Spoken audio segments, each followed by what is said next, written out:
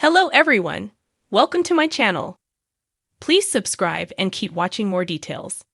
Emmerdale confirms who wins in Crowley and Kim Cash battle.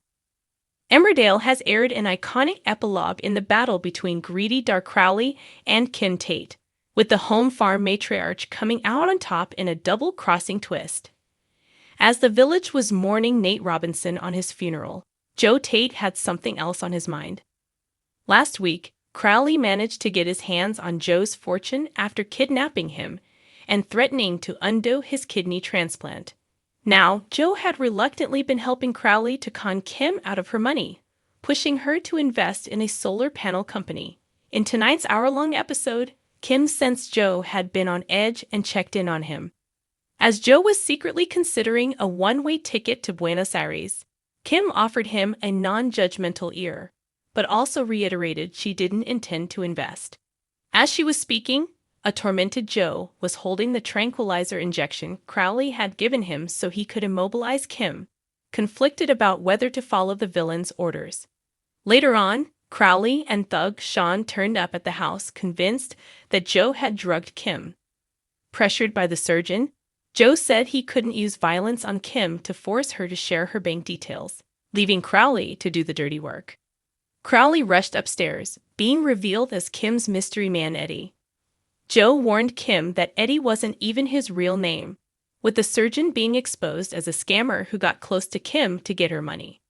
As he ready to use his set of scalpels on Kim, she told him, "I'd rather die than give anything to you." Crowley proceeded to grab a blade.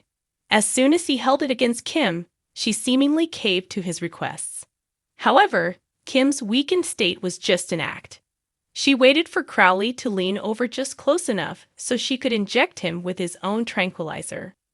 A stunned Crowley asked her what she was doing, with Kim standing up rapidly and coldly replying, "Just giving you a taste of your medicine." A confused Crowley ordered Sean to step in, but the thug announced he was now working for Joe again. "They pay better," he simply said. As Crowley collapsed on the bed, Kim reminded him who was boss.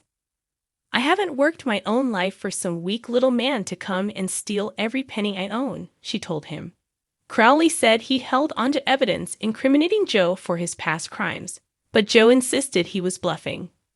Kim wasn't going to let Crowley intimidate her. She told Sean to extract the details of the doctor's deposit box from him with whatever means necessary. She insisted Sean use extra care to ensure Crowley was never to mess with them again. "If you even try, they'll never find your body," she told the doctor. Later on, Joe apologized to Kim for lying to her. "I didn't have a choice," he said to an unimpressed Kim. Despite Joe's insistences that he'd only been trying to protect Kim, it was clear she didn't trust him. "I'm sorry, Joe, but I'm struggling to believe a single word you say anymore," she said before leaving. In the final scenes, Kim resented Joe for bringing Crowley in her life. "This is all on me, and I'm so sorry," Joe said, but Kim still seemed on the fence about him. "Now we're back at square one," she said, with Joe promising he'd work hard to earn back her trust.